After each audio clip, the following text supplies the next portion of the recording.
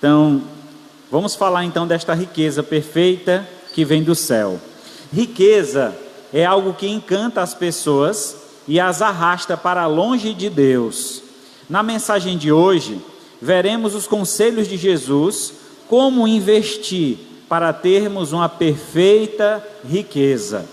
O capítulo que iremos trabalhar esta noite é o capítulo 16 de Lucas. Lucas, capítulo 16. Abra então a palavra do Senhor em Lucas, capítulo 16. Vamos ler do 1 ao 13. Lucas 16, do 1 ao 13.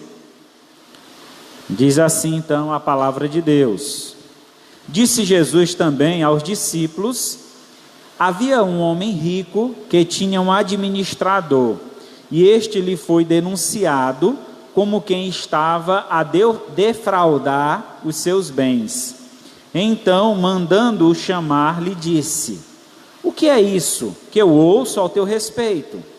Presta conta da tua administração, porque já não podes mais continuar nela.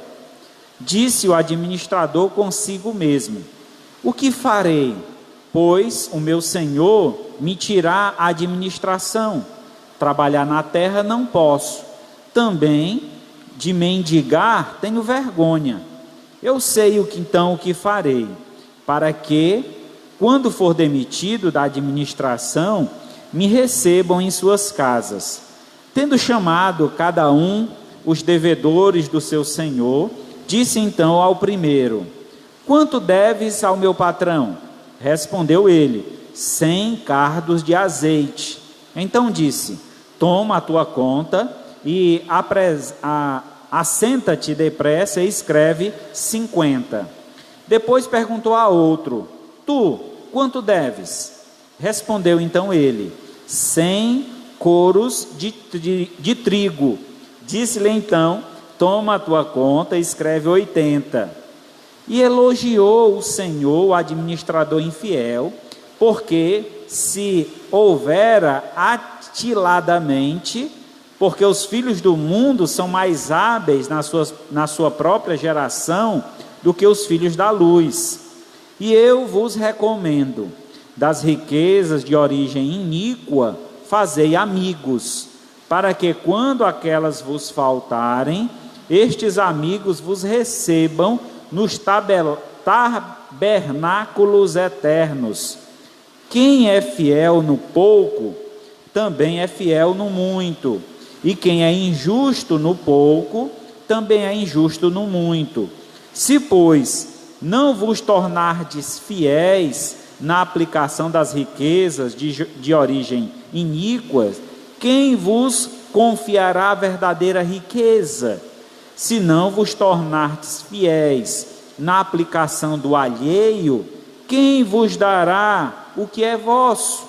Ninguém pode servir a dois senhores, porque ou há de aborrecer-se de um e amar o outro, ou se devotará a um e desprezará o outro. Não podeis servir a Deus e às riquezas. Oremos. Maravilhoso Deus, Pai Santo, louvado seja o teu nome. E aqui estamos mais uma vez reunidos, ó Pai, com o intuito de adorar o teu santo nome, como também, Senhor, de ouvir a tua voz. Fala conosco esta noite, através dessa palavra, nos orienta, nos guia, a buscarmos a riqueza do alto, a riqueza que não tem fim, a riqueza que é eterna, que assim possamos, ó Pai, investir a nossa vida aqui nesta terra, para colher os frutos eternos. Pai querido, abençoa o teu povo aqui reunido. Te peço também por aqueles que nos assistem através da live, que a tua graça, o teu favor também se estenda até os seus lares, que o Senhor derrame da tua graça sobre cada lar e cada família, concedendo a tua santa paz. Assim nós te oramos, agradecemos e pedimos, em nome do teu Filho amado Jesus, que vive e reina para todos sempre. Amém. Graças a Deus.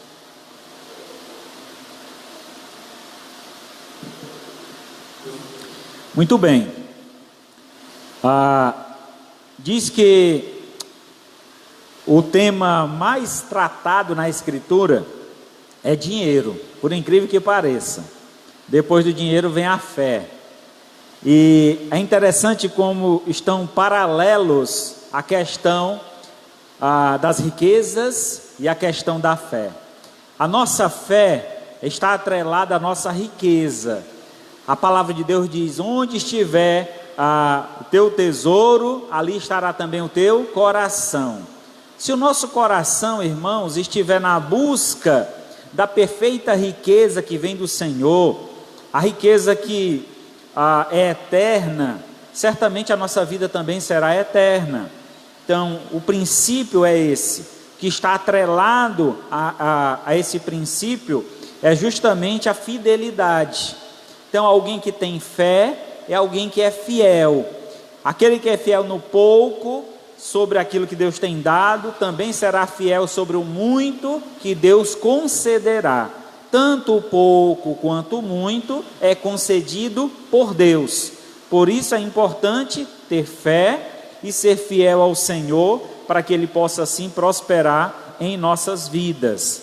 Neste capítulo, Jesus declara a melhor fórmula de investimento com os rendimentos eternos. Então, podemos observar então neste texto como devemos então investir para termos rendimentos eternos. Primeiramente, devemos entender que a perfeita riqueza é quando investimos na salvação da alma. Eis aí o grande cofre que nós devemos investir, né? Onde devemos guardar a nossa riqueza é no valor da alma. E eu pergunto a você: quanto vale uma alma? Certamente muito valor, porque Deus enviou seu Filho único para dar a vida pelos pecadores, para salvar as almas perdidas. Então veja que é um grande valor que tem uma alma, e é dado esse valor pelo próprio Deus. Vejamos aqui o verso 8 e 9 novamente, aqui no texto, diz assim: e elogiou o Senhor o administrador infiel, porque se houvera atiladamente, porque os filhos do mundo são mais hábeis na sua própria geração do que os filhos da luz. E eu vos recomendo, das riquezas de origem iníqua fazei amigos, para que quando aquelas vos faltarem, estes amigos vos recebam nos tabernáculos eternos. Hoje está travando a língua, né? Tabernáculos eternos. Esse texto, ele por muito tempo, né, ele foi muito polêmico, né, para encontrar então o que realmente Deus quer dizer em fazer amigos. Ele diz aqui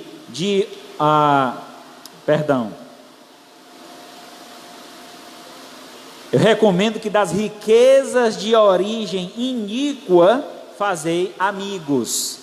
Das riquezas de origem iníqua. A ideia aqui do texto, ele é muito profunda, a gente precisa entender o contexto. Jesus está falando aos fariseus. Os fariseus sempre, eles rejeitavam os demais. Para eles só era perfeito quem era fariseu. Quem não fosse fariseu era imperfeito. Provavelmente, Jesus estava discursando no templo, e nesse discurso haviam ali fariseus e publicanos, então cobradores de impostos.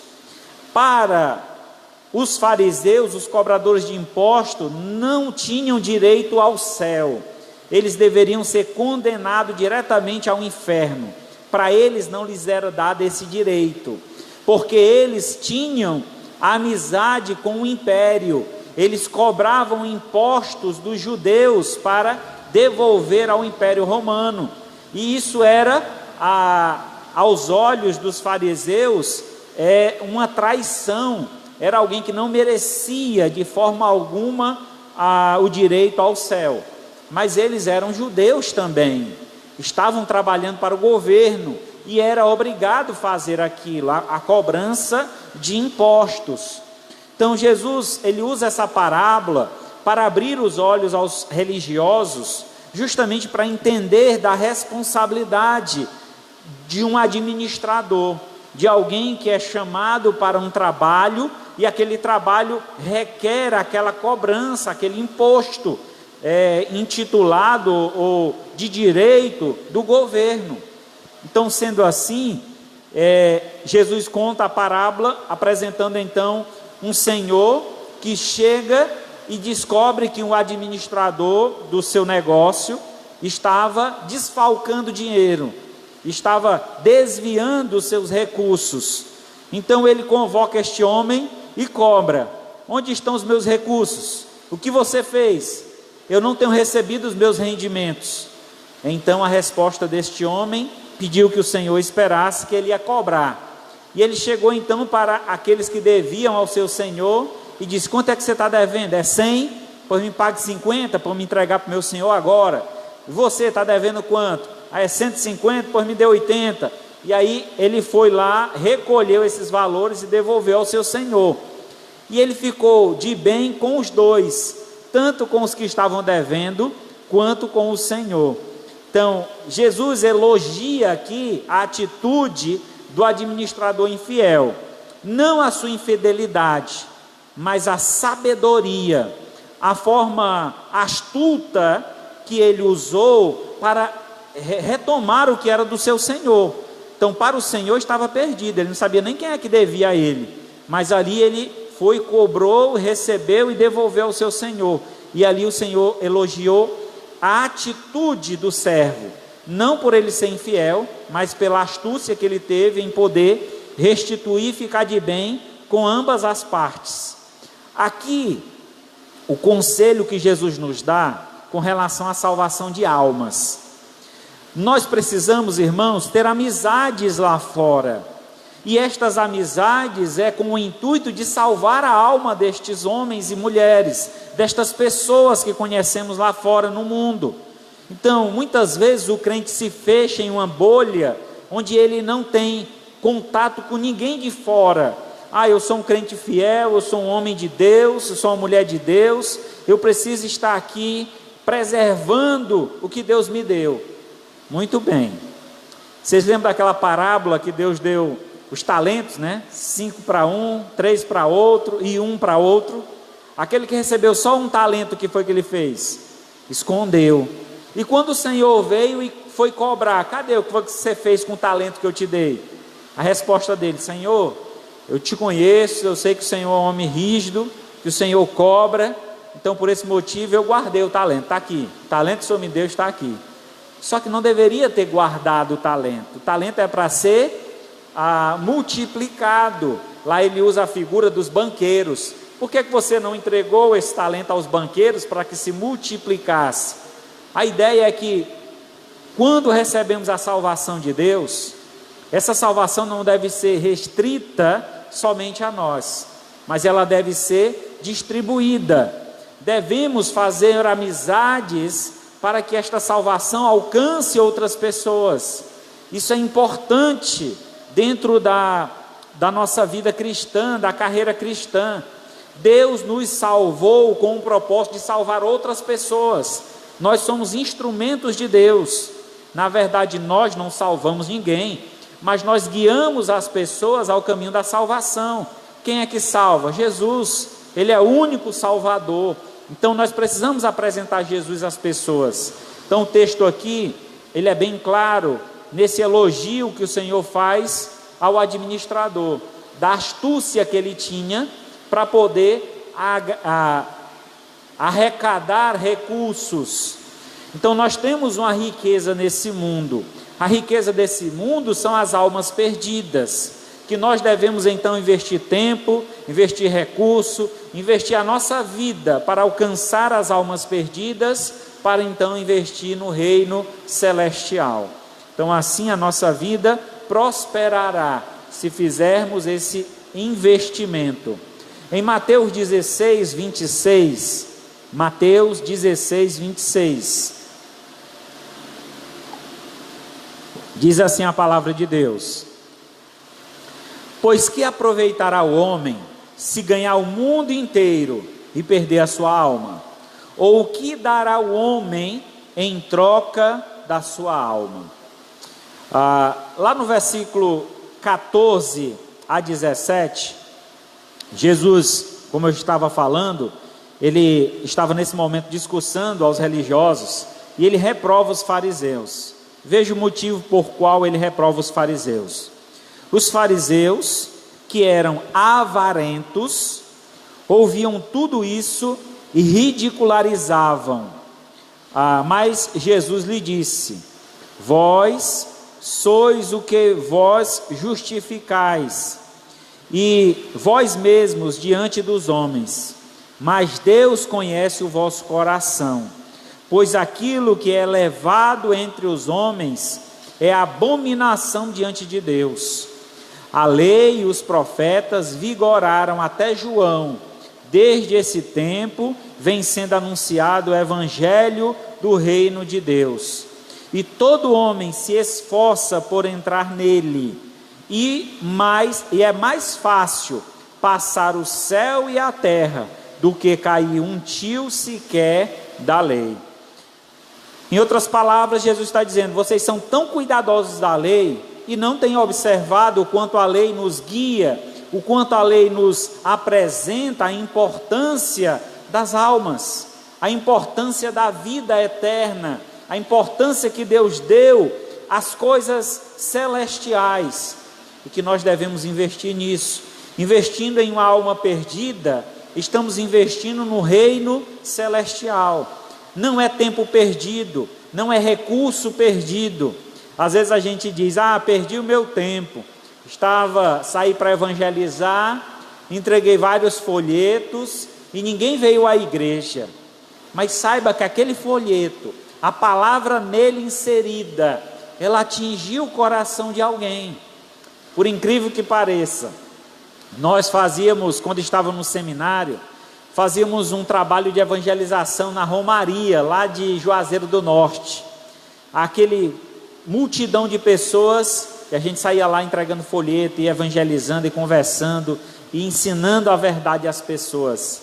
E a gente entregava alguns cursos bíblicos, e as pessoas depois chegavam em suas cidades, que vinham pessoas de todas as regiões do Nordeste, lá para Juazeiro.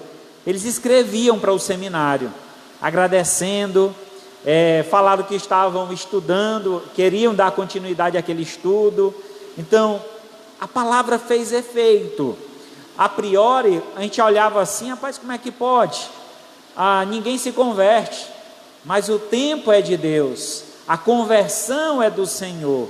Mas não esquecemos que a responsabilidade de levar o evangelho é nossa. Nós somos os responsáveis em investir nosso tempo, recurso, força, capacidade, a sagacidade. Devemos ser astutos no sentido de ter estratégias para falar do amor de Deus. Meus irmãos, eu lembro que eu fiz parte de uma igreja durante 4 anos, quando eu estava no seminário, e o pastor, ele tinha uma estratégia muito interessante. Ele aproveitava todas as programações, tudo que era evento, para pregar o evangelho. Se tinha um aniversário de criança, estava lá o pastor pregando o evangelho. Se tinha um aniversário de 15 anos, estava lá o pastor. Era aniversário de casamento, lá estava o pastor pregando o evangelho. Então, em todas as programações dos irmãos da igreja, o pastor estava participando e tendo um momento levando a palavra. Muitas daquelas pessoas nunca pisaram em uma igreja evangélica, mas como estavam na casa da mãe ou da vizinha, ou que qualquer pessoa que seja, lá eles estavam ouvindo esse evangelho. Então a gente tem que ter estratégias para levar o evangelho. Essa é a sagacidade, é ser astuto em investir de forma correta para atingir o alvo, que é justamente a glória de Deus, levando a salvação às almas perdidas. Em segundo lugar, a riqueza perfeita é quando investimos com fidelidade na eternidade. Quando investimos com fidelidade. Não pensemos, irmãos, que investimentos são feitos esporadicamente. mas eles precisam ser contínuos. Não podemos pensar que vamos ter um bom futuro porque guardamos R$1 em um cofrinho e guardamos aquele cofrinho lá. Depois de 30 anos trabalhado, a gente abre o cofrinho, tem R$1. Ninguém vai ficar rico assim. Então, o investimento tem que ser contínuo. Se você botar R$1 todo dia durante 30 anos, aí vai fazer uma diferença, não vai? Assim também é um investimento na alma. A gente precisa investir na vida eterna, no que a gente pretende viver lá no céu. Lembra que as pessoas que nós levamos a Cristo, como Paulo chama, são as coroas de glória. Cada pessoa que você levar a Cristo, ela é um prêmio, é um galardão, é uma coroa que será dada por Deus a nós. Então, assim possamos nós investir com fidelidade. Verso 10 a 12 diz assim: assim também vós, depois de haverdes feito tudo quanto foi ordenado, dizei: somos servos inúteis. Perdão, irmão, estou lendo o texto errado. Quem é fiel no pouco, também é fiel no muito. Quem é injusto no pouco, também é injusto no muito. Se, pois, não vos tornastes fiéis na aplicação das riquezas de origem injusta, quem vos confiará a verdadeira riqueza? Se somos infiéis, veja bem o que a palavra está dizendo. Se formos infiéis na forma como temos administrado os recursos que Deus tem nos dado aqui nesta terra, como seremos fiéis naquilo que Deus tem prometido na eternidade? Se os recursos que temos, o nosso trabalho, a gente tem sido desonesto para com Deus, até para com as outras pessoas, como é que seremos fiéis e honestos com Deus? Então é um processo. Eu começo sendo fiel àqueles que estão ao meu redor, eu começo sendo fiel com os recursos que eu tenho alcançado, e no pouco que eu tenho obtido, com fidelidade, Deus me garante uma riqueza eterna. Essa riqueza, muitas vezes, ela é mal interpretada. Alguns acham como se chegasse lá no céu, chegasse no cofre do tio Patinhas. Quem leu aí revista em quadrinhos, né? Tio Patinhas tem um cofre que ele mergulhava nas moedas de tanto dinheiro que ele juntou, né?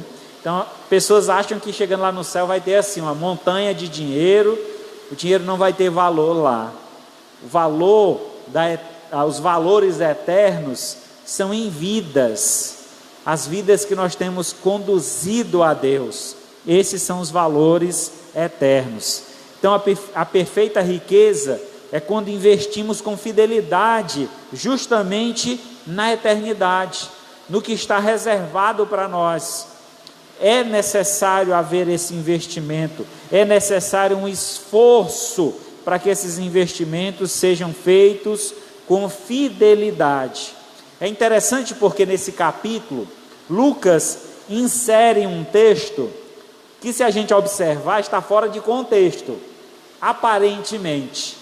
Aqui está falando de riqueza, aqui está falando de investimento. Aí do nada, versículo 18, abre aí no capítulo 16 de Lucas. Lucas fala acerca do divórcio. Quem repudiar a sua mulher e casar com outra, comete adultério.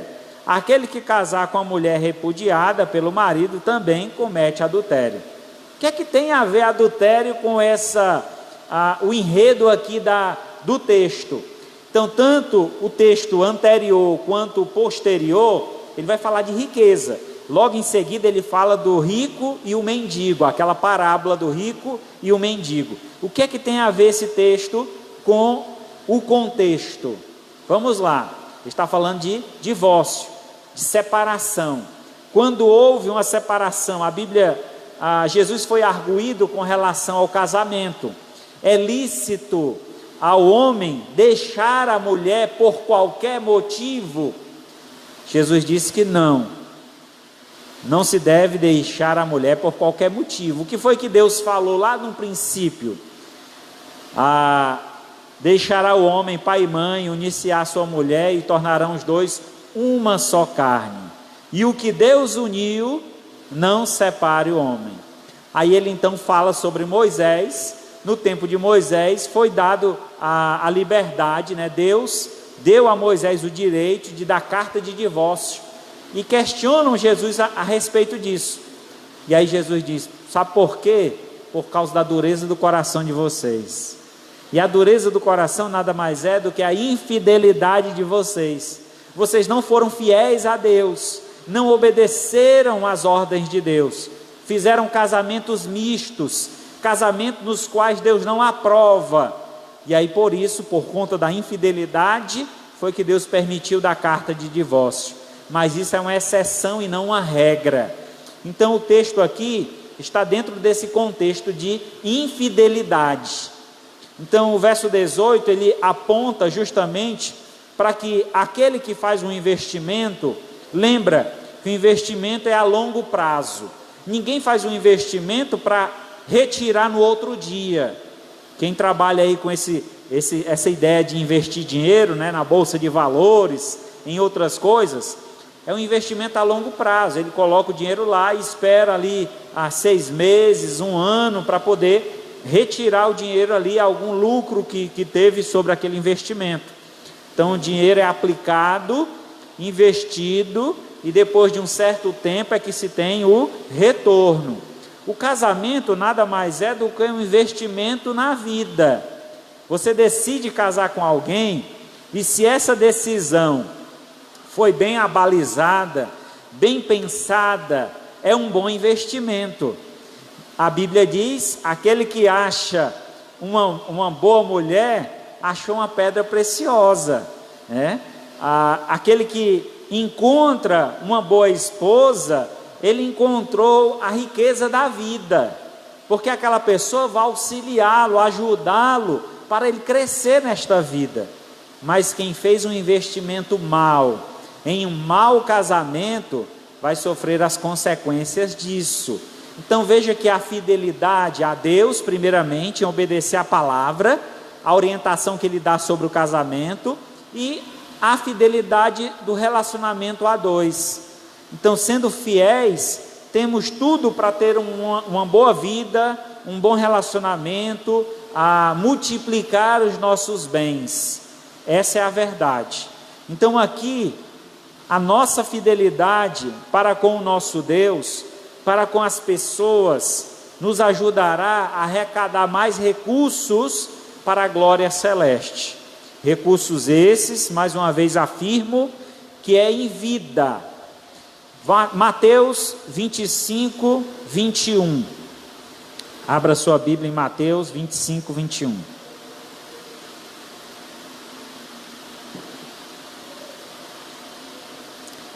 Disse-lhe o Senhor: muito bem, servo bom e fiel. Foste fiel no pouco, sobre o muito te colocarei, entra no gozo do teu Senhor. Então a passagem aqui está inserida no contexto do nosso encontro com o Pai. Quando nós nos encontraremos com Deus, o que nós temos feito da nossa vida aqui na terra? Deus nos receberá, e o que Ele como Ele nos receberá? Nos considerando fiéis diante da vida que levamos aqui na terra, sendo fiéis no compromisso com Deus, sendo fiéis no compromisso com o nosso casamento, sendo fiel com o compromisso para com as outras pessoas. Então receberemos do Senhor estas palavras: muito bem, servo bom e fiel. Mas se nós não tivermos sido fiéis, quais palavras Deus dirá a nós? Diz assim no verso 30 do capítulo 25 de Mateus. Mateus 25, 30. E o servo inútil, lança-o para fora, nas trevas, ali haverá choro e ranger de dentes. É muito triste a gente saber que passamos uma vida inteira juntando tesouros aqui na terra, e quando partirmos, saber que não podemos levar. deve ser muito triste. Eu imagino, por exemplo, aqueles faraós do antigo Egito, que faziam as suas tumbas naquelas pirâmides, e ali enterravam muitas riquezas. Eu estava assistindo um programa esses dias, e abriram uma tumba que tinham cavalos mortos e servos, esqueletos de homens mortos. Aí descobriram que ali, junto com o faraó, haviam sido enterrados os cavalos e os servos, para que se faraó ressuscitasse, ou quando ele surgisse dos mortos, na outra dimensão, ele tivesse os seus servos e os cavalos para servi-lo. Juntamente com aquilo, toda a riqueza que ele arrecadou durante toda a vida era enterrada junto com ele, para que na passagem da eternidade ele pudesse usufruir daquela riqueza arrecadada. E tudo aquilo ficou para trás. E quem usufruiu desta riqueza foram aqueles que escavaram e encontraram lá e roubaram o que não era deles, né? Roubaram as riquezas do faraó. Então, meus irmãos, nesta vida a gente precisa entender que todo investimento, todo empenho, todo esforço que fazemos deve ser focado em primeiro lugar no reino de Deus, buscando juntar tesouros no céu, sendo fiéis ao Senhor com aquilo que Deus tem nos dado, tendo a compreensão que Deus é quem nos abençoa, seja no pouco, seja no muito. Sejamos gratos a Deus por tudo. Muitas vezes somos ingratos, tendo com o que nos vestir, tendo com o que comer, ainda estamos reclamando, não estamos satisfeitos. Começamos a olhar para o vizinho, mas o vizinho tem uma TV grande, o vizinho comprou um carro novo, e o vizinho agora está pintando a casa, eu tenho que fazer igual. Tira isso da tua cabeça, meu irmão. Para de olhar para a vida do vizinho. Esteja focado no reino celestial. É lá que a nossa vida deve estar focada.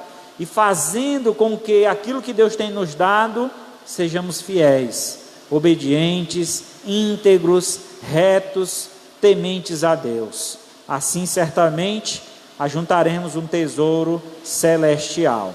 E por fim, a riqueza perfeita é quando investimos tudo em um fundo de segurança.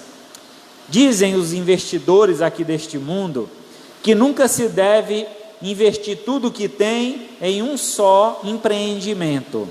Por exemplo, quem investe dinheiro na bolsa não investe apenas em uma empresa, mas em várias empresas, porque se uma quebrar, a outra sustenta o investimento que foi feito, né? Ou recupera o que foi perdido. Mas no contexto da eternidade, só existe um fundo de segurança, só existe um investimento que é perfeito, que você não tem preocupação de perder, porque ele dá garantias de que esse investimento está seguro.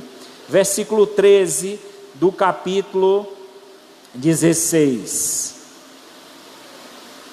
Ninguém pode servir a dois senhores, porque há de aborrecer-se de um e amar o outro, ou se devotará a um e desprezará o outro.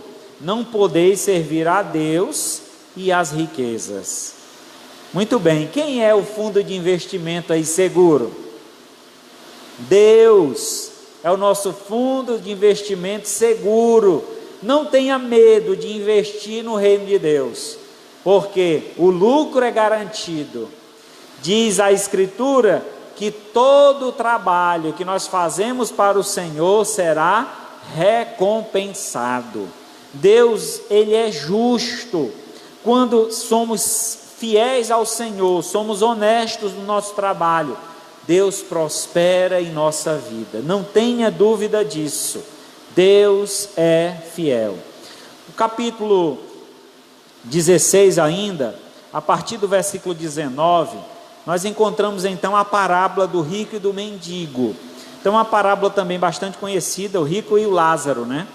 A parábola bastante conhecida, e nesta parábola encontramos um homem que se regalava, aproveitava muito da riqueza que tinha, só que ele esquecia que a vida neste mundo ela é passageira. Por mais tempo que dure os nossos dias nesta terra, comparado à eternidade, não é nada. O que é 100 anos diante de uma eternidade? É apenas o início. Não passam de crianças diante da eternidade. Então nós precisamos entender que o investimento que fazemos no reino de Deus é um investimento seguro, justamente porque ele é eterno. Qualquer investimento aqui nessa terra não é seguro porque não é eterno. Isso é lógico. Então aqui no texto, verso 13, ele nos chama essa atenção justamente a não se dividir nos nossos recursos, não fazer investimentos divididos. Não, eu sou um servo de Deus, eu estou aguardando a volta de Jesus, mas eu estou fazendo aqui o meu pé de meia, estou pensando na minha aposentadoria, no meu futuro. Devemos ser organizados, devemos ter cuidado com a nossa família e não deixá-las necessitada, né? Mas devemos entender, irmãos, que a nossa vida aqui ela é passageira. A preocupação excessiva por esse mundo, pelo dia de amanhã, não pertence a nós. Deus disse, olha, o amanhã pertence a Deus. Então, toda a nossa preocupação deve ser no Senhor, na glória de Deus. E Ele é quem sustentará, é Ele quem nos dará o que é necessário a cada dia. Devemos ser sábios em saber investir para o futuro, mas entendemos que o futuro está nas mãos de Deus. Então, o maior investimento que devemos fazer é na glória de Deus, para que assim o nosso futuro esteja garantido. Em Mateus capítulo 6, versículo 19 a 21, diz assim, Mateus 6, 19 a 21. Não acumulei para vós outros tesouros sobre a terra, onde a traça e a ferrugem corrói, onde os ladrões escavam e roubam. Mas ajuntai para vós outros tesouros lá no céu, onde nem traça nem ferrugem corrói, onde os ladrões não escavam nem roubam. Porque onde está o teu tesouro, aí estará também o teu coração. Investimento eterno. Veja o que diz a parábola, a partir do versículo, deixe-me ver aqui, 16, Lucas 16,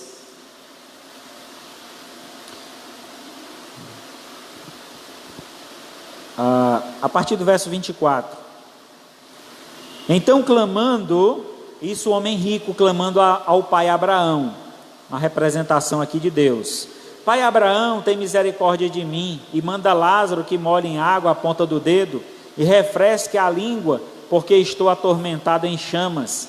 Disse, porém, a Abraão: filho, lembra-te que recebeste os teus bens em tua vida, e Lázaro igualmente os males. Agora, porém, aqui ele está consolado e tu em tormentos. Veja bem o que é que esse texto está dizendo. Um homem que passou a vida inteira investindo neste mundo, e ele usufruiu desse mundo, ele recebeu muitos benefícios nesse mundo, ele gozou de riquezas, de alegrias, de festividades, ele teve tudo o que ele queria neste mundo, só que ele esqueceu que esse mundo passa, bem como os desejos deste mundo, mas ele atingiu então outro patamar. Ele fez a passagem deste mundo para o porvir, e no porvir ele estava atormentado, e ele então olha aos céus e vê Abraão, o pai das nações, e ele pede então a Abraão, clama que Lázaro, aquele mendigo que ficava à sua porta, que esperava as migalhas que caíam da mesa, quer dizer, as sobras que eram lançadas ou jogadas para os cachorros na rua, e ele lá ficava esperando para colher aquelas migalhas, para poder alimentar-se. Então Abraão disse: olha, o que era teu, tu já recebeu em vida. Lázaro igualmente recebeu as dificuldades dele em vida. No entanto, ele foi fiel ao Senhor, e tu não. E aqui ele está sendo consolado, e por isso você está sendo atormentado. Então é a troca que fazemos, o tempo que investimos neste mundo, nas coisas deste mundo, e o que nós precisamos investir no reino de Deus, porque o recurso que nós recebemos dele será eterno, não tem fim. Então eis aí a importância de nós investirmos em um fundo de segurança, e esse fundo de segurança é o reino de Deus. Concluindo então, meus amados irmãos, não vos enganeis, se queremos ser bem-sucedidos, o melhor investimento é no reino celestial, pois os seus rendimentos serão eternos. Marcos 10, 23 e 24. Então Jesus, olhando ao redor, disse aos seus discípulos: quão dificilmente entrarão no reino de Deus os que têm riquezas. Os discípulos então estranharam essas palavras, mas Jesus insistiu e disse-lhe: filhos, quão difícil é para os que confiam nas riquezas entrar no reino de Deus. Nós devemos confiar em Deus, confiar no Senhor. Certamente, naquele momento, os fariseus estavam tendo uma preocupação com o dinheiro que estavam perdendo, com os impostos pagos aos publicanos, e por isso a revolta deles, por isso o ódio que eles tinham dos publicanos, por isso eles não investiam na vida dos publicanos. E Jesus ensinou através dessa palavra que nós precisamos investir na vida das pessoas, porque esse é o melhor investimento, porque conduziremos eles aos céus, e quando lá chegarmos, seremos recompensados. Essas pessoas que conduzimos a Deus serão nossas coroas de glória, e Deus nos honrará e nos glorificará, e isso será maravilhoso. Dele receberemos o direito de morar no céu, dele receberemos o direito de reinar juntamente com Cristo. Eis aí um investimento que vale a pena. Então deixe as coisas deste mundo, não se detenha nas preocupações com este mundo, invista no reino de Deus, e Deus te recompensará cada minuto, cada centavo, cada esforço que você dedicou na obra dele, ele te recompensará. Amém? Louvado seja Deus por isso. Maravilhoso Deus, amado Pai, muito obrigado, Senhor, por essa palavra. Nos ajuda, Senhor, a cada dia sermos fiéis, a termos nossas vidas dedicadas ao Senhor, a compartilhar do Teu amor para com os que estão ao nosso redor. Que o Teu nome, ó Pai, seja exaltado através das nossas vidas, que a cada dia possamos viver em obediência à Tua santa palavra. Investindo no reino de Deus, temos, ó Pai, a segurança de uma eternidade ao Teu lado, e que assim possamos, ó Pai, ter nossas vidas a cada dia dedicadas ao Teu reino, ao Teu serviço. Que a graça do Senhor Jesus, o amor de Deus nosso Pai, a comunhão e a consolação do Espírito Santo seja com todos nós, o povo de Deus, hoje e para todo sempre. Isso é que eu te peço em nome de Jesus. Amém.